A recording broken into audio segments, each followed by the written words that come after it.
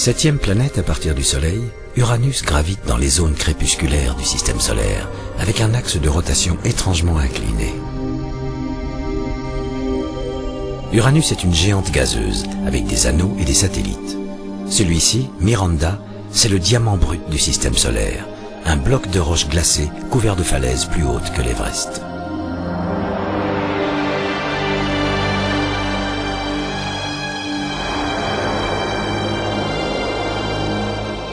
Il fait froid ici. Uranus est 19 fois plus éloigné du Soleil que ne l'est la Terre.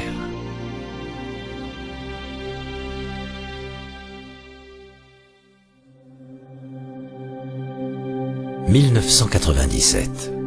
Une étoile qui passe au loin derrière Uranus se met à clignoter. Ce clignotement révèle la présence d'anneaux autour de la planète. Les astronomes en dénombrent 9. On saura par la suite qu'il y en a exactement 11. Ils font ressortir la sévère inclinaison de la planète, qui est de 98 degrés. D'une certaine façon, Uranus roule sur son orbite. Avec un diamètre de plus de 51 000 km, elle est bien plus grosse que la Terre. Mais ce n'est rien à côté de Jupiter, car si Uranus est une géante, Jupiter, elle, est une supergéante.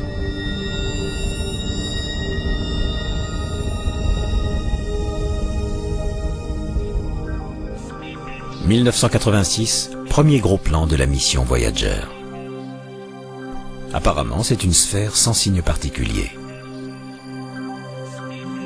Grâce à l'infrarouge, l'œil du télescope spatial Hubble scrute plus en profondeur. Il révèle 3 couches brumeuses de l'atmosphère. Il se peut qu'en dessous, il y ait des phénomènes météorologiques, mais ils restent cachés.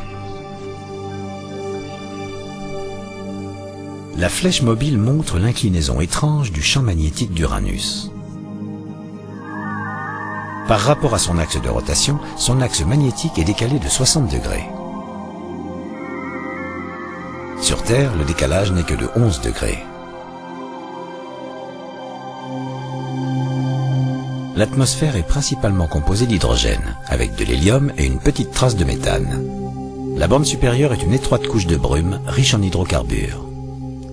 En dessous, de l'hydrogène et du méthane, puis de l'ammoniac et de l'hydrogène sulfuré, et une zone de transition de gaz et de liquide. Plus bas encore, de l'hydrogène liquide, et un manteau de glace.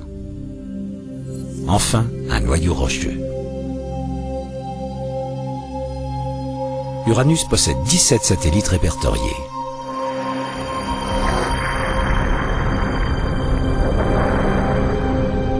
L'un d'entre eux, Miranda, a été sévèrement secoué dans sa jeunesse. Certains de ces débris ont formé les anneaux d'Uranus. Le reste s'est rassemblé pour former un second Miranda, nouveau modèle. Ce n'est encore qu'une hypothèse, mais qui a le mérite d'expliquer l'existence de ces anneaux. Il se peut aussi qu'Uranus ait subi un énorme choc causé par un corps de la taille de la Terre.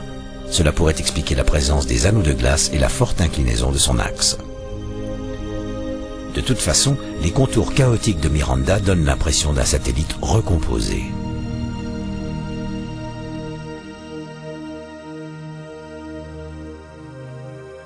Miranda, avec ses 500 km de diamètre, est une débauche de forme géologique. Le plus spectaculaire, ces falaises de glace de plus de 15 km de haut. Si vous tombiez du haut de l'une d'entre elles, à cause de sa faible gravité, il vous faudrait plus de 14 minutes et demie avant de toucher le sol. Ce satellite, au contraire, semble bien monotone. C'est Ariel, 2 fois plus grand que Miranda, avec son réseau de canyons, ses failles et son givre.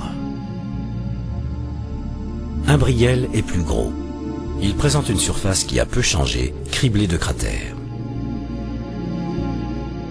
Titania a un canyon qui pourrait facilement rivaliser avec la Rift Valley d'Afrique.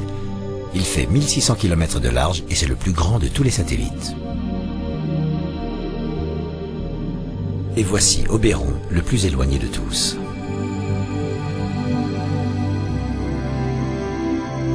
Sur Uranus, le jour dure presque 18 heures et la planète met 84 ans pour parcourir son orbite autour du Soleil.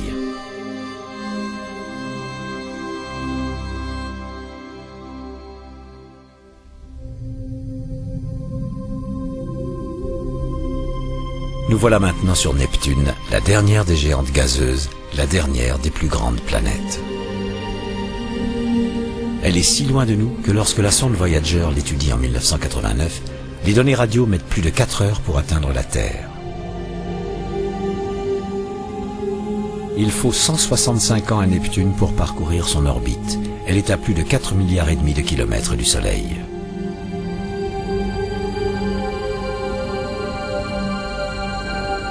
Neptune fut découverte en 1846. Les astronomes de l'époque avaient constaté un écart entre la position réelle d'Uranus et celle qu'ils avaient calculée. La plupart du temps, Uranus était en avance ou en retard par rapport à leurs prévisions. Quelque chose devait donc perturber son orbite.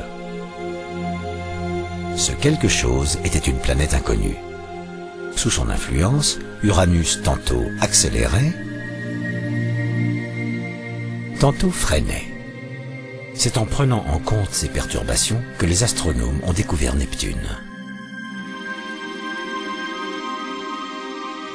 Neptune, sur la gauche, est plus dense mais légèrement plus petite qu'Uranus. Elle fait plus de 4 fois la Terre, avec un diamètre de 50 000 km.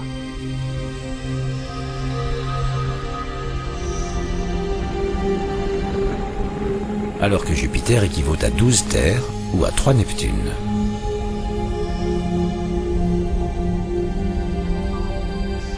Après la surface brouillée d'Uranus, Voyager distingue toutes sortes de phénomènes météorologiques sur Neptune. Là, un nuage file comme un éclair à travers les couches supérieures de l'atmosphère. Neptune est la planète la plus ventée. À l'équateur, des rafales soufflent à plus de 2000 km/h. Les nuages d'altitude sont froids, à moins de 100 degrés. Mais le climat est réglé par la chaleur interne de Neptune, une chaleur qui manque à Uranus. Voyager détecte une tempête de la taille de la Terre, la grande tache sombre. Après un certain nombre de jours, elle change de forme.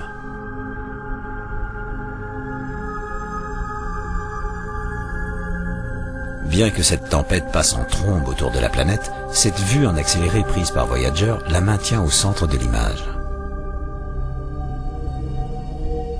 Au sud-est, un autre orage, l'œil du sorcier, plus gros que n'importe quel typhon terrien.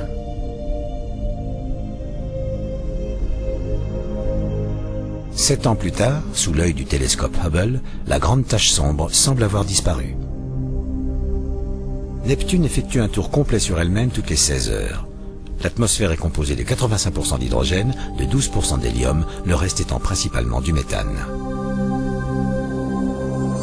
Il y a 4 couches distinctes. La plus éloignée est une brume atmosphérique avec beaucoup d'hydrocarbures. Plus bas, de l'hydrogène et du méthane, puis de l'ammoniac et de l'hydrogène sulfureux et une zone de transition composée de gaz et de liquide. Vers le centre, de l'hydrogène liquide, un manteau de glace et un noyau rocheux. Neptune possède 2 anneaux principaux. Les parties de l'anneau extérieur se sont épaissies là où la matière s'est rassemblée. Gros plan imaginaire sur des particules de poussière glacée.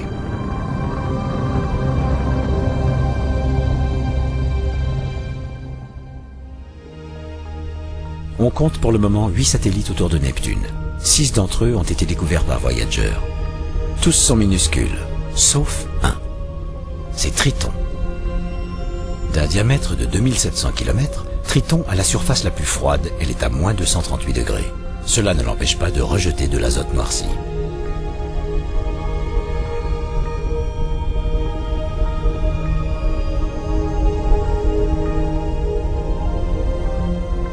Ces geysers peuvent monter à plus de 8 km de haut et leurs panaches sont éparpillés par le vent dans la fine atmosphère.